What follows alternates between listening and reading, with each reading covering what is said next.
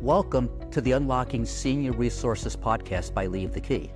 I'm Larry Wagner, and I've spent 30 years working with seniors where I was a certified senior advisor, and the last 15 years in the home buying industry as a certified senior transition specialist, where I specialize in dealing with seniors going through a transition in their lives.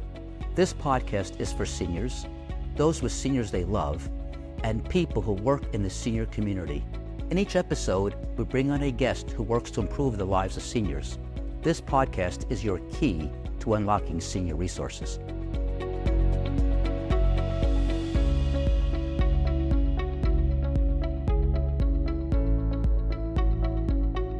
Today we're here with Michele Barraco from Compassionate, I want to get the name right, Compassionate Healthcare Management and Advocacy. I'm going to say that one more time. Yes. Compassionate Healthcare Management and Advocacy. That's a mouthful. Yes. Welcome, Michele. Thank you for having me. Okay, so can you please give us a brief description of what Compassionate Healthcare Management and Advocacy is? I can't say this. Go ahead. Well, it really tells a tale about what we do. So healthcare management, whatever that entails, meaning condition management, disease management, and advocating for the people who cannot speak for themselves or just need some support. Advocacy is so important. Mm-hmm. People don't realize I was in the financial planning industry for 30 years. I remember a client came up and his uncle had no children. He was in a nursing home. His money ran out. They moved on Medicaid and they put him in a different wing of the nursing home. And it was a horror. And through his advocacy, he got his uncle moved back to a livable place in the same facility. And that's just one small example of why you need an advocate. Absolutely. There are so many. There are so many. Absolutely. So you got here. I was looking at your bio and stuff. You have a whole bunch of initials after. You're an RN, a BHA, which I don't know what that is, and a CSA. I'm a CSA, but I'm not sure it's the same CSA. Yes, it is. It is? Yeah. Certified Senior Advisor? Yes. Okay, that's what I have that too. Okay. RN, we know what an RN is. Right. What is a BHA? It's just that I have a bachelor's degree in healthcare administration. Health administration. That's what I was assuming, but I wasn't positive. So how did you get to where you are today? Oh, well, to make a long story short, I've been a nurse for 35 years. Mm-hmm. I've worked in hospitals. I've worked in home care. I worked in multi-specialty practices, accountable care organizations, and such. So throughout the healthcare continuum. You did one or two things. Yeah. Yeah. One or two things. But it was good. I always had mentors who kind of got me out of my little box that I put myself in. So after 35 years, I decided, especially after the 12 years that I've been in care management, I saw that something was lacking in healthcare.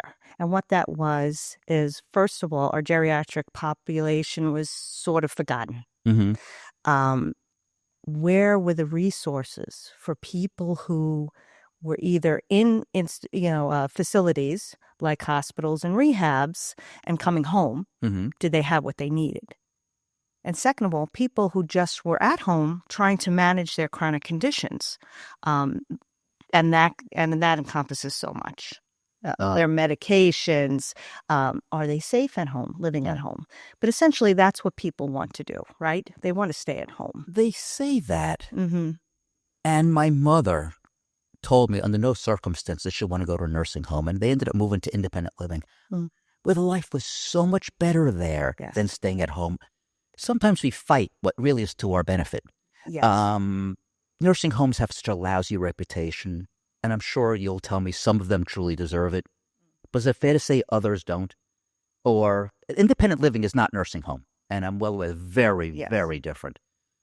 But is there a reason why people should not want to go to a nursing home versus stay at home, especially alone? Wow, that's a complicated question. You want to kind of Thanks for that. It really is individualized. Right. If the person at home does not have the proper resources, or really if it becomes a safety issue, that's when you need to consider that Right. higher level of care. Mm-hmm. But that independent living, assisted living, Right. for some people, it's life-changing. Right. Because you have those services available to you Yep. more readily. Correct. So I would say everyone, including the families, need to do their due diligence, going on Medicare.gov and looking at ratings. Although ratings can change frequently, Right. even quarterly for a nursing home, and sometimes it could be for understaffing. Sometimes you can't blame the nursing home itself. It's just the healthcare environment that we're in right now. So you said Medicare.gov rates nursing homes? Yes. Across the country? I know we're New Yorkers here. Yeah. So if you go online, there's a rating system for any facility. But I think that it's important, and there are people in our arena that find the best fit. Right. Because not all nursing homes are alike. Correct. And the individual might be at a certain level that one nursing home wouldn't suit them as well as another. Correct. Oh, absolutely. Regarding services. Yeah. I remember interviewing 3 independent living facilities for my parents, and they're very different. Yes. And my wife's parents are now in one. We went through 3 of them as well and found one that they liked the best. They're very different, and a lot of us do with the population. Yes. You go to some nursing homes, even some independent living, you have some decrepit people in some of them, but you say, how is this independent living? Yeah. So so the ratings are a good start. I did not know that was actually take it for what it is. Correct. Because it can change. For an example, my father-in-law, who's no longer with us, he had this progressive dementia. He had unmanaged diabetes. Right.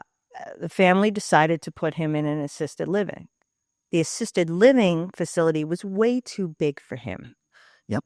He was lost in it. Yeah. So the family talked about it a little bit more, and we found a new assisted living that was smaller. Yeah. And he thrived in that environment because that's what he needed. That's where he progressed to. Right. What's your definition of smaller? Curious. Smaller, we're talking 50 clients to, right. Right.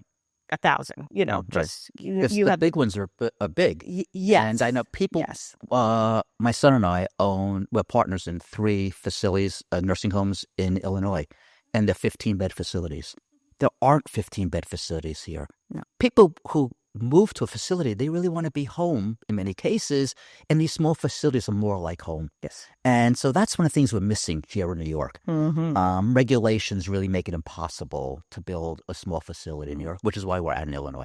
But anyway, you were saying about your journey, and we sort of sidetracked in your journey. Oh, but yes. you got. Let's get to the end of your journey. Yes, yes. So, as I was saying, after all those years in nursing, I found that there was such a gap in that type of care and that for that population, that geriatric population, that I had this skill set, and my partner as well. She's an RN as well.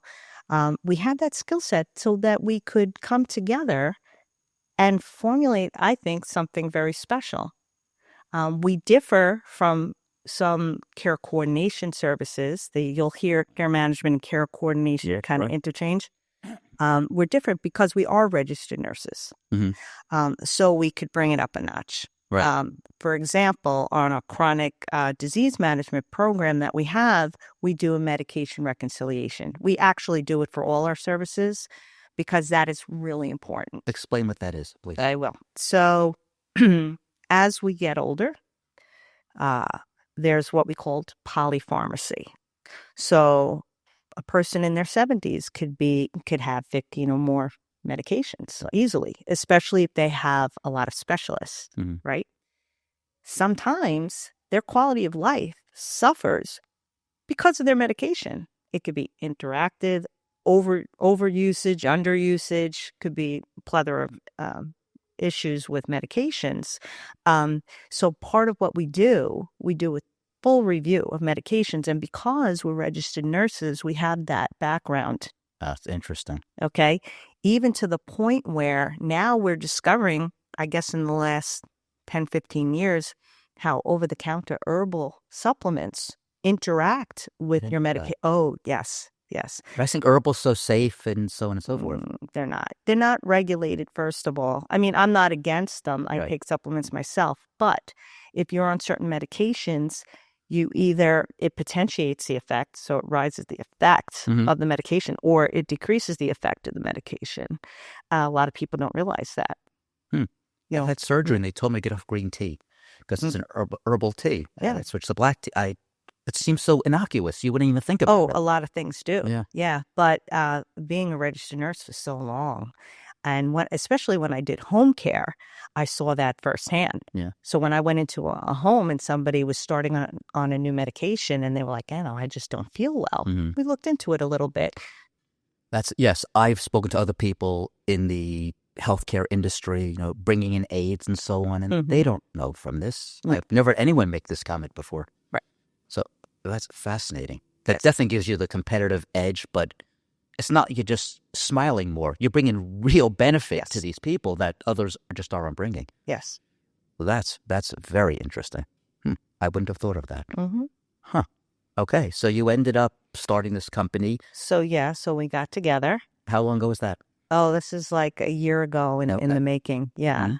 We did care management ourselves individually. Okay. But then we figured, let's get together and put our resources together. Mhm. One of my partners is not a registered nurse, but has been in healthcare for a while.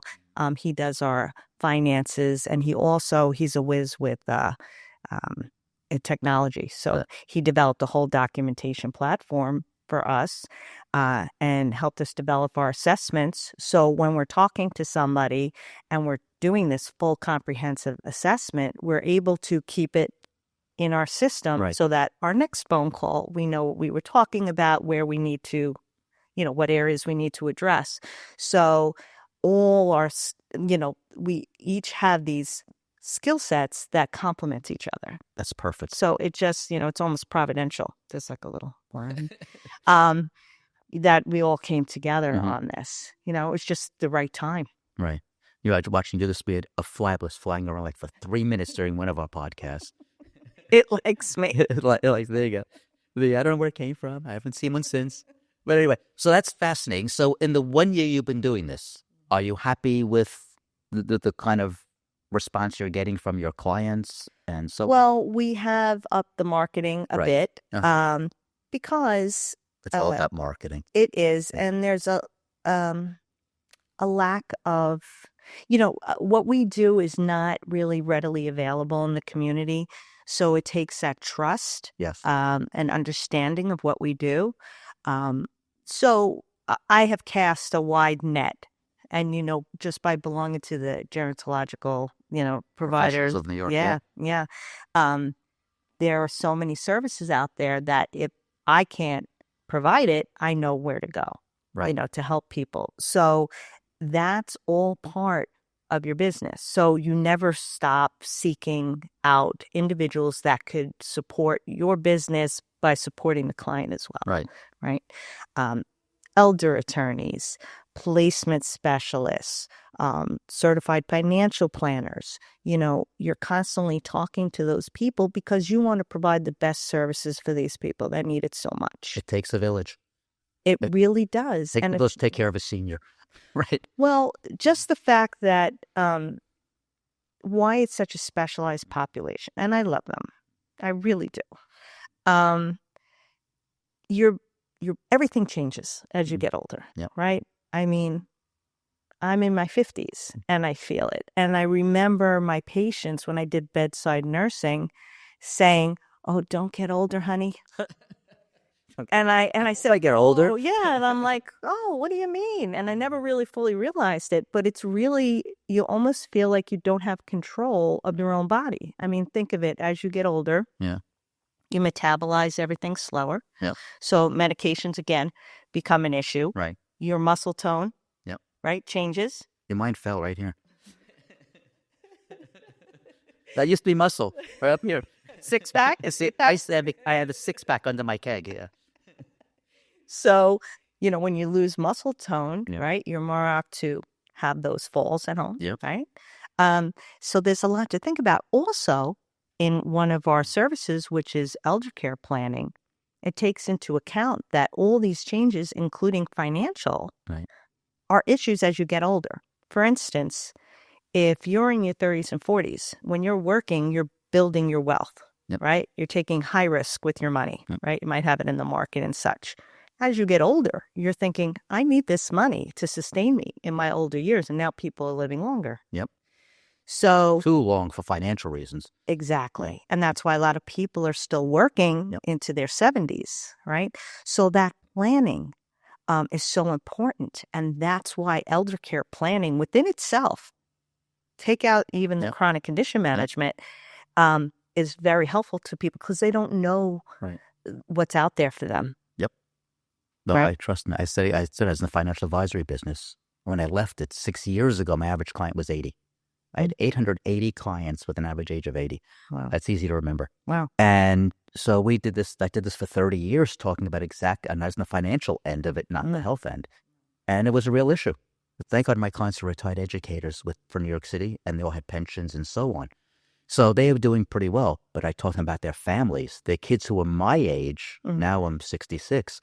But the kids, 50 to 60 and so on. And they're not doing as well as their parents. No. And the kids today aren't doing as well as we were. Yes. And they're going to live longer.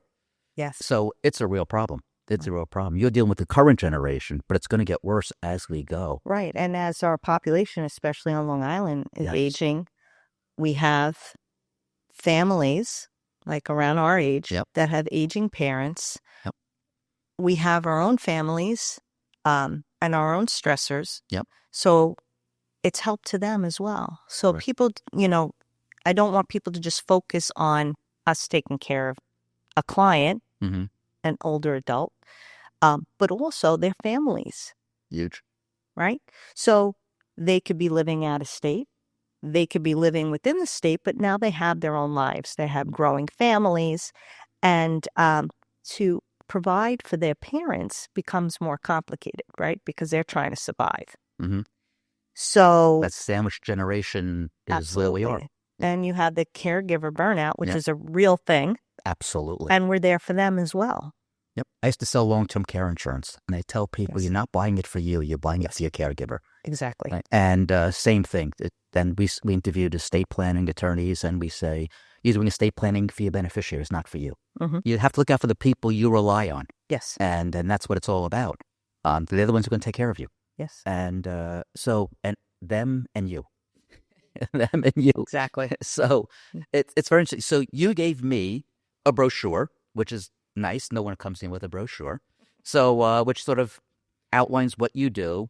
But you also came in with 2 pages of written information. So it seems like you have 3 packages that you offer, the services that you provide. And you want to review that. I see you start with chronic disease management. Right. It sounds terrible. Not really, how you look at it. So as one ages, Yes. we develop these, hopefully not, Right. but Yes. we develop chronic conditions. Yes. And it could be anywhere from hypertension to diabetes to heart failure. Yeah. There's many. Yeah. As we age, our bodies are, I always say I feel like my body's dying every day, but You use cells or something every day, whatever it is. I'm a scientist. I don't want to pretend to be one on podcast. Yeah. So it's very hard. It's very challenging, Right. to manage those conditions at home, especially as we age, Right. because we need more and more help. But education is very powerful. And if they understand the process and able to understand the warning signs, if it's worsening and how to try to correct that, they have a better quality of life. So that's to prevent those hospitalizations, Right. the unnecessary emergency room visits that some people just go to the emergency room because they're scared. They don't feel well. Right. You can't go see your doctor anymore. The days you used to actually make an appointment for today. Yeah. Those days are over. It's the hospital or it's a walk-in center. Yeah. Yeah. It's so challenging for them. And especially if they have mobility issues, right? So how are we going to get to those places? So a lot of times they might call an ambulance, which is an added expense anyway. So it's really to help them. So it's very individualized, right? To help them manage their own conditions so that their condition does not worsen to the point where now their quality of life has decreased and now they're frequenting the hospitals or emergency rooms, okay? And within that package, again, medication reconciliation, very important. Yeah. Right? Advocacy. So if they have many specialists that they're dealing with, and one specialist is ordering one thing and the other specialist is ordering the other, it gets very confusing. Yeah. So we can advocate for them.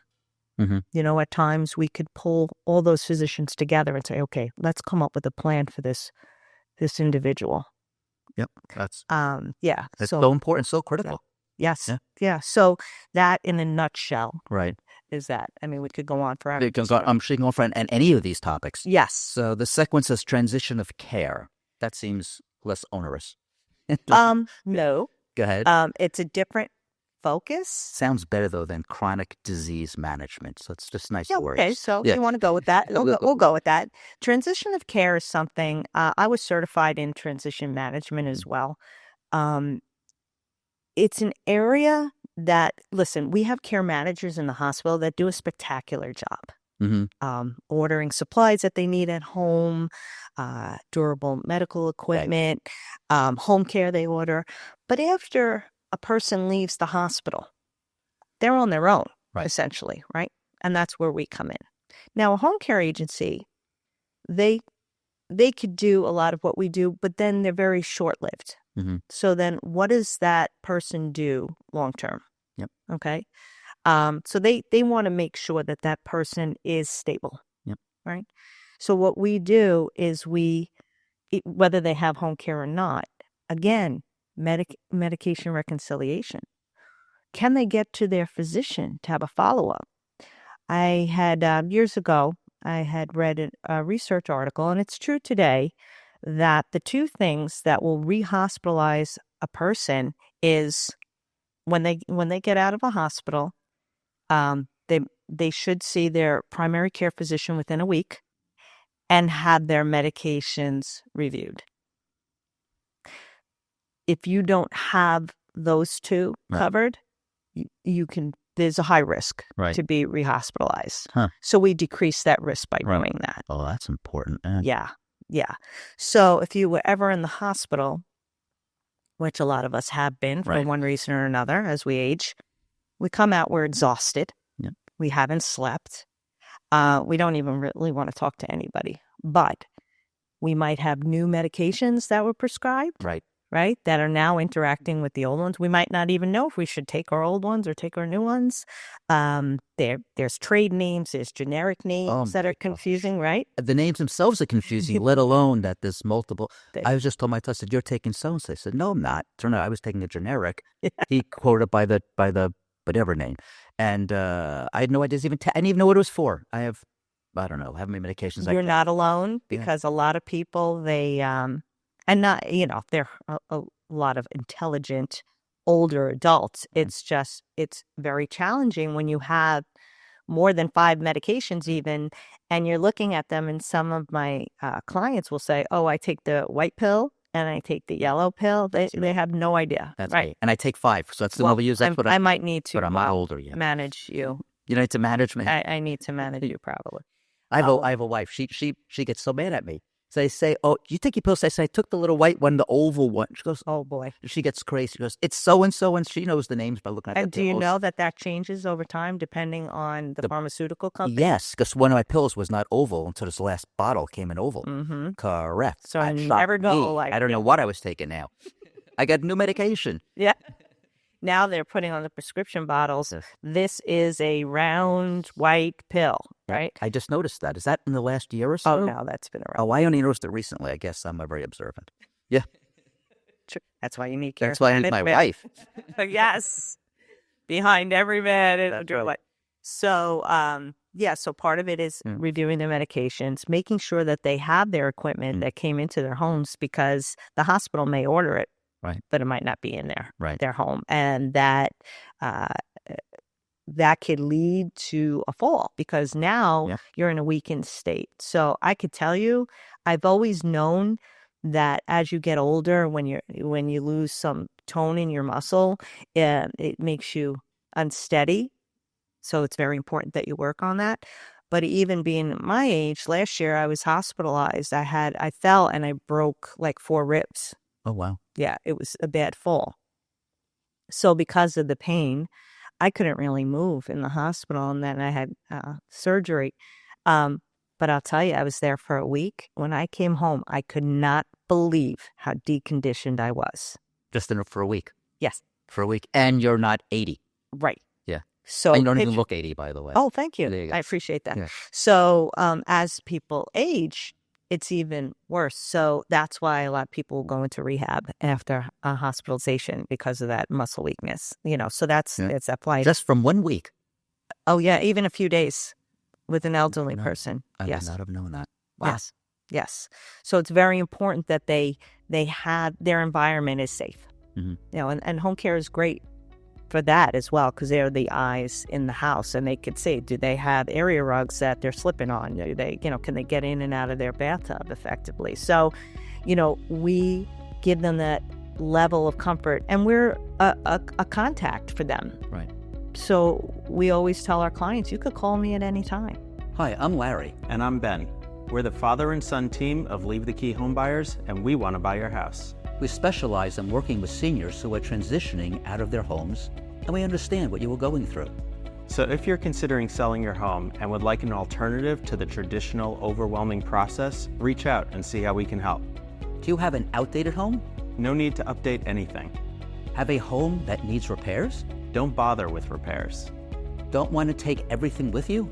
Leave whatever you want behind. Dreading the headaches that come with agents? Sell your home without paying a commission. Dreading prying neighbors attending open houses and passing judgment on your home? No need for public showings. When you sell to us, you'll have all the certainty of closing on your timeline, not someone else's, and there's absolutely no pressure.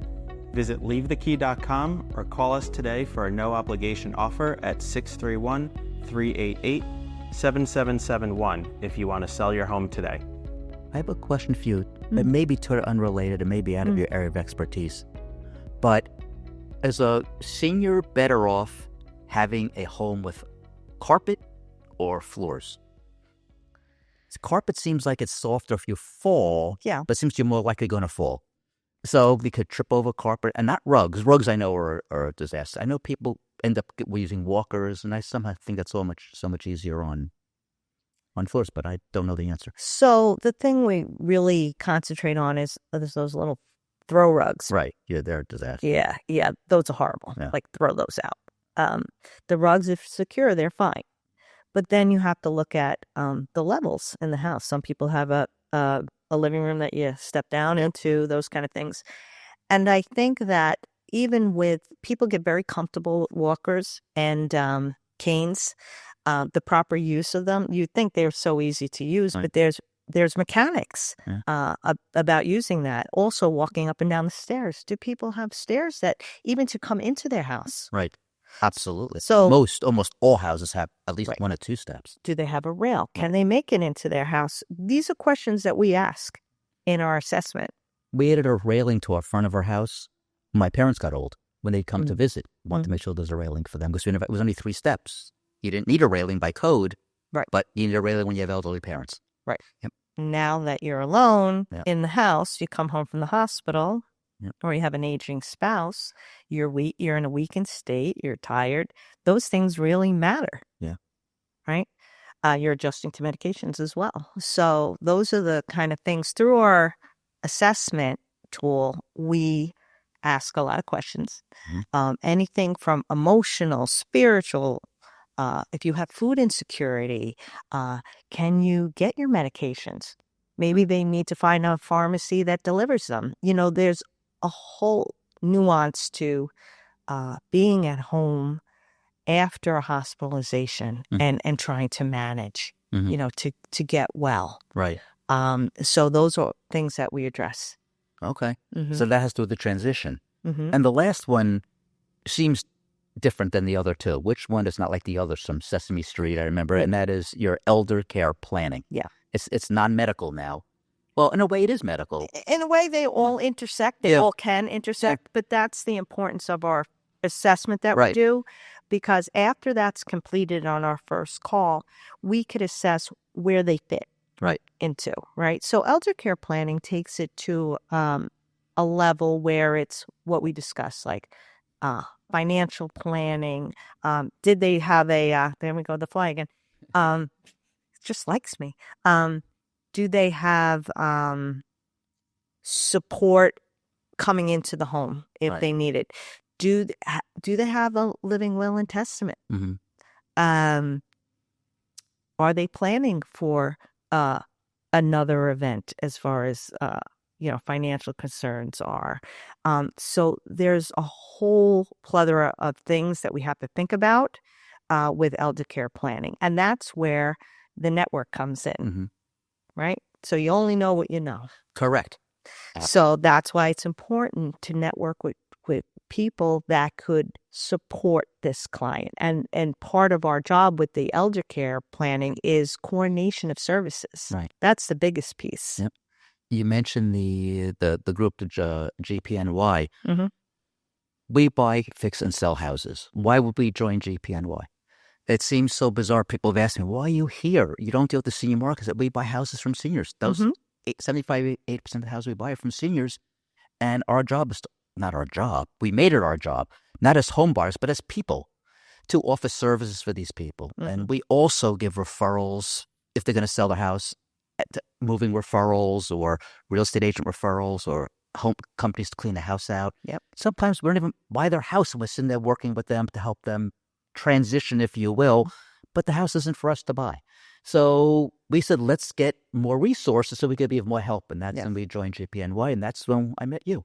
So the interviews all now I've been doing with this podcast, all from members from GPNY who spend their entire life working in this community. It's a wonderful organization. I'm new to it. But I realize the people that are involved in that organization truly want to help. That's why they bother doing the networking. Yes. Just they want to learn in their off hours, if you will. Yes. Yeah, absolutely. Yes. So those are the good ones. That's what sets you apart. The fact that you joined GPNY. That's right. That's right. So anyway, but let's go ahead. So we went elder care planning and how it dovetails with the other stuff. Mm-hmm. Does elder care? My background as a financial guy, to me, elder care planning is financial. Maybe throw in some long-term care insurance. Mm-hmm. Is your elder care planning medical as well, or not really? That falls in the other areas. If they are having a medical issue, of course, we're going to address it. Right. They might fall into another program 1 month to the other. Right. So they might start off in the transition of care because they just came home from a facility, but now they need more services as time goes on. So we can move them to another service. And it's very important to know that if they feel at any point that they don't need our services anymore, we're more than fine to, step away. Right. They're not in any particular contract to us. We want people to feel comfortable using our services. Correct. So when you do elder care planning, so if you meet a senior who's not properly planned with proper documents or a will that's 50 years old, they made it when their kid was being born and the kid's now going to be a senior citizen themselves. You're not writing a will. You're not attorneys. You recommend attorneys. Do you work with them in advance of meeting the attorney, the things they need to know? Well, that's the attorney's job. Like I used to always tell them, my clients knew what a healthcare proxy was, a living will was. They knew who their healthcare proxy was going to be. They knew who the trustees were going to be if they're going to have a trust. So when they went to the attorney, they weren't fully prepared. But I was a financial guy, so it was different. I felt that was my job, but that's really not your job. I don't know if you. Well, it is. It is. Okay. Part of being a certified, senior advocate. Right. That's part of what we do. Okay. We prepare them. For it. I'm pigeonholing you incorrectly into the medical side. No, because I'm a registered nurse. Right. That's not fair. No, it's not. Yeah. No. So I apologize. No. Let's rewind this and start over. But okay, go ahead. Back in the day, when I started nursing, It was just us. Right. I mean, we didn't really have social workers. Right. We didn't have the community resources that are out there now, and we were it. So we acquired a lot of knowledge. Not to say we know everything, Right. but we're good to resource as well. We know where our resources are and where to get them. Right. So yeah, That's interesting. It's apparently it's critical. Life's gotten much more complicated. It really has. since you started nursing, so you need a whole depth and breadth of resources. Yes. It's not any one person can't do it all. yes, Can't do it all. Absolutely, we refer people all the time. So I appreciate that. So you're doing the elder care planning, those other two things which seem more medical oriented, and now you also, I mentioned you, so you have an a la carte program, and you have two items under that, which is patient review instrument. Mm-hmm. So what exactly is a patient review instrument? So a PRI, Yeah. only a registered nurse can do in the state of New York. So you have to be certified. And you happen to be one. And I happen to be one. Perfect. Yes. Yeah, what a coincidence. I really believe that the more you can do for a client, Yeah. it's like a one-stop shop. So I became, I got that certificate for that. Also, people that I bring in to help, they also are certified in it. So what that basically is, when somebody goes from the home environment to an assisted living, they need this, or a nursing home, excuse me, they need this assessment. Right. And it's really just an assessment of how they are at home. What is their activities of daily living? Can they dress themselves, groom themselves, cook meals for themselves? So it gives that facility an idea of where they're at. Right. So they mandate that. So I would come into the home, or one of my colleagues would come into the home, do the assessment, and send it to whatever facility that they're looking into, and then they have to then review it. Usually, the social workers in that facility review that, but it's a necessary piece. Interesting. Okay. I didn't know that's what it's called, but I know it's done. So now you've given it a name for me. So right. So it also it doesn't. So a la carte just means that you could just need us to do that. Oh, correct. Yeah, they don't need all the other services. Right. But if you're in one of the other programs, we could certainly do that. Of course. Yeah. Of course. Yeah. And the last one's very interesting. Ask a nurse, which I like the term, and then nurse advocate services. I like ask a nurse. It sounds like it should almost be trademarked. No one trademarked it yet. If you haven't done it, I suggest you do. Go ahead. Really what that means is you need us to speak for you or your family. We can do that.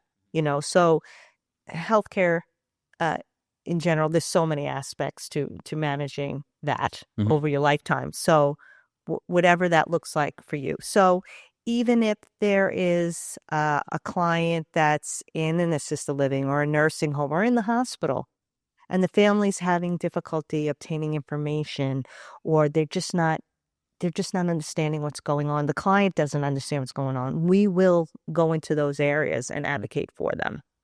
Okay, that makes sense. Okay, Yeah. and again, that's something they can hire you just for that. That's part Yes. of the a la carte program. Yes, and we'll do that if they're on our service as well. Right, correct. We could also do wellness checks. So this is something, it's not particularly on that because it's something you need to explain, I think. So say if, for example, you have a son or daughter that lives out of state, and you have elderly parents living on Long Island, and they're a little bit concerned about what's going on in the home. Right. Are they taking their medications, or, are they in a safe environment? We can go in there. We could do it once a month and go in there and just make sure that everything is okay. Okay, that's interesting. It gives them a peace of mind. I could see that. I could see that. Look, I'm fortunate I never lived more than 10 minutes from my folks. My in-laws lived on our property, house in the backyard. Yeah. So it made life very easy. fortunate. Very fortunate. A lot of it was by design. Yeah. So I have to say, you make your own good fortune. Yeah. So, and now we're moving the apartment. My in-laws vacated. They moved to independent living, and my daughter's family is moving in the house. Oh, so now her that's parents will be living in an apartment in the backyard. That's wonderful. So it'll be fourth generation in my house, which is really pretty cool. You don't see that too often anymore. No. But so your job is the client. I don't know if you call them clients, client-facing role of the business. I assume you and your partner. There are stories, and I say this on people listen in pictures. Is there a story you can tell or a couple stories you can tell that become very relatable to people listening to this and watching this podcast that'll make them either think, I haven't done it yet, or think, oh God, I got to call you. Even better. Right. So as we discussed, I feel that I feel many times the person living at home deals with dependence, independence issues, right? And sometimes it takes an outside person to say, hey, there's something not going I say correctly. diapers to diapers. Right. Yeah. So it's mostly right now, it's families that are looking either to have that support because they're just overwhelmed, or sometimes it just is directing them to say, you're doing the right thing. Yeah. Because you want validation. That's absolutely. It comes, a lot of people call just for companion services. Yeah. They don't know the difference between a companion and an aide. Right. A companion can't do the things the aide does. Yeah. Right. So having people understand that. So a lot of times I speak to families of the client that just need to talk to somebody and need those services to support them. Right. So that they could help their mom, dad, grandparents, right. so forth, So I think that although it's not a specific story, it's right. It's common in this business. Without a doubt. Yeah. Without a doubt. Yeah. My mother had Lewy body dementia. She was basically a vegetable. And we had a full-time 24-hour aide there. And the aide, and my father was, at the time, he was 90, 91 years old. And he lost his wife, who's living with him, but she was vacuous. And the aide became my father's companion. And quite frankly, I think my father became the aide's companion. Yeah. My mother slept, 12, 14, 16 hours a day, but she was there 24 hours. So it was good for each other. And her companionship was so important to my father. I saw my father all the time. It's not the same as having someone with you at that moment and he'd be able to tell her all the stories about his travels that I didn't want to hear. I heard them, and he never took me anywhere. So I don't want to hear about your travels when you left me home. So anyway, but she loved hearing them, and it made him happy. And that's the best medicine. That really is. And when he passed, she was so distraught because she lost her companion. Her companion. Yeah. And she stayed with my mother for another 3 years. Wow. After that, so. Yeah, it was very different after he passed. It's people don't realize how important, how much a companion is a component of your health.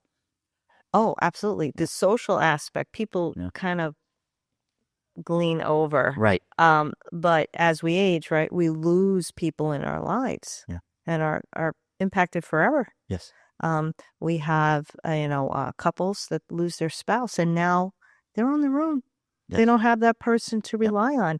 There's a whole psychological component. And it's important to be there. And sometimes the family is struggling themselves. Yeah, correct. Right? So once you go in knowing that, then you could be there for, someone. I had a man reach out to me. He was in his 80s. Very intelligent man. His wife had stage 4 cancer. She was in the hospital, and we talked through where she was at, right? And he knew. Yeah. He knew she was at the end. He wanted her to hold on to, for another month because, their anniversary was coming. It was quite sad. Yeah. But we talked through it, and at the end of the couple of conversations we had, he came to he was more mindful of the need for increased communication with the provider and to start palliative care. And that would lead into hospice shortly thereafter. And that's another thing that we do, which I think is so important. So we advocate for or be that intermediary between the family or the client and hospice care.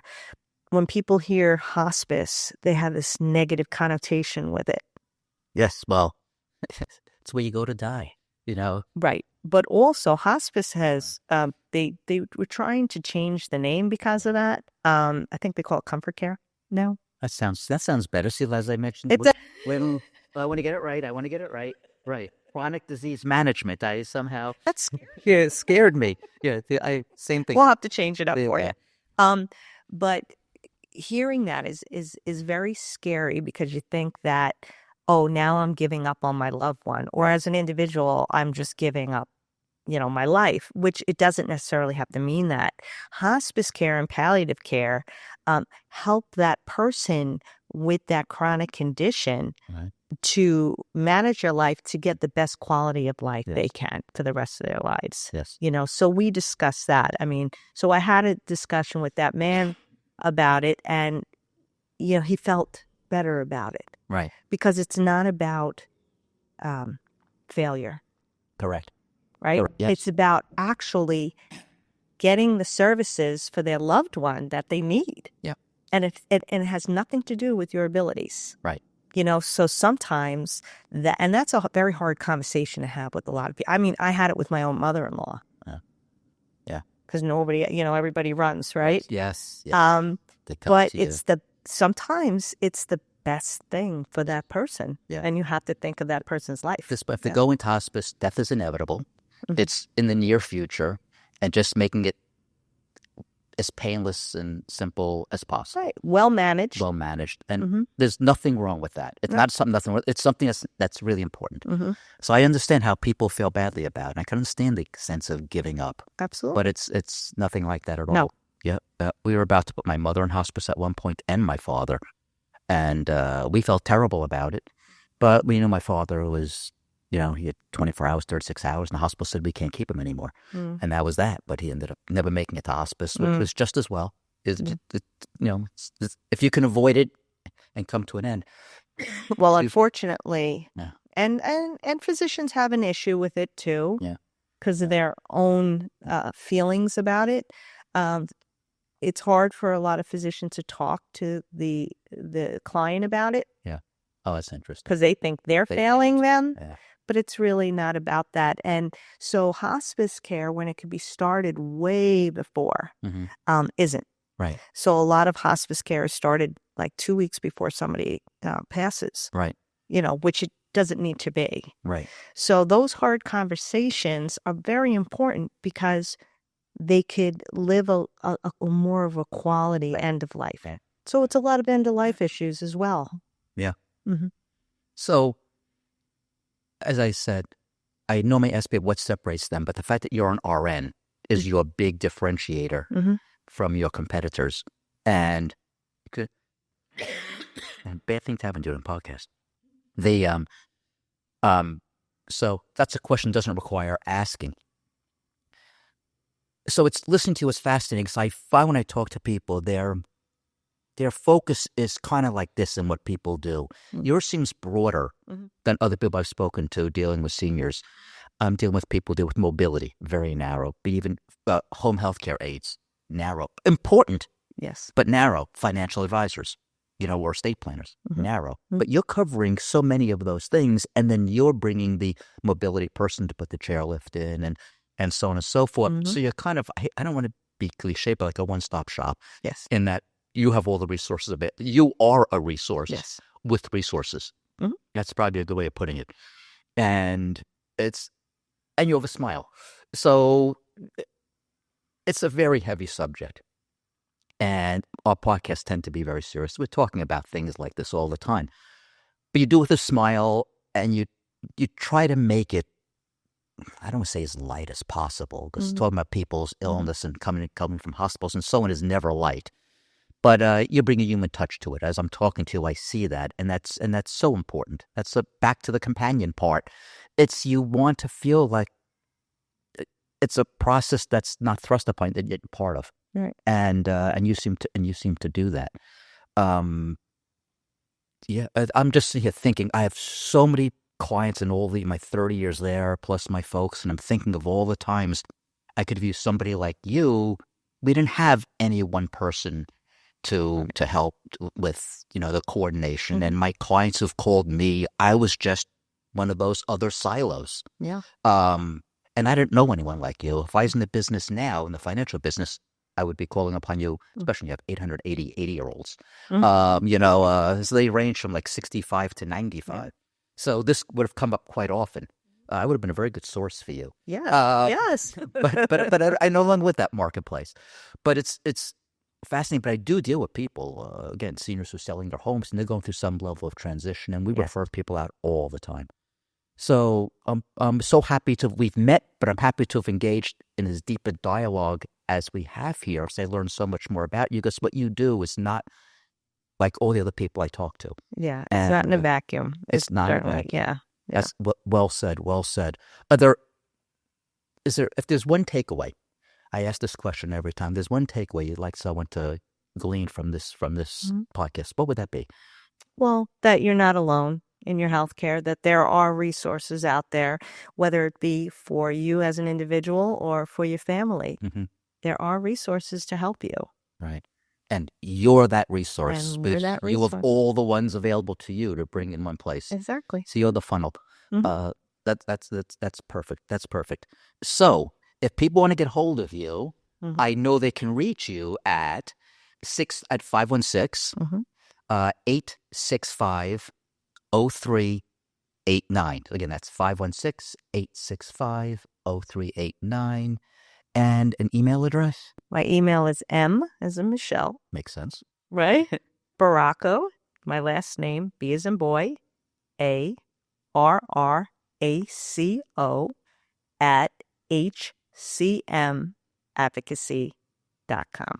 HCM is so much shorter than compassionate healthcare management and advocacy. I had a lot of flack when I chose the name, yes. But I felt that if we had one or the other, it didn't encompass everything that we do. So that was my fault. It is very different, very different.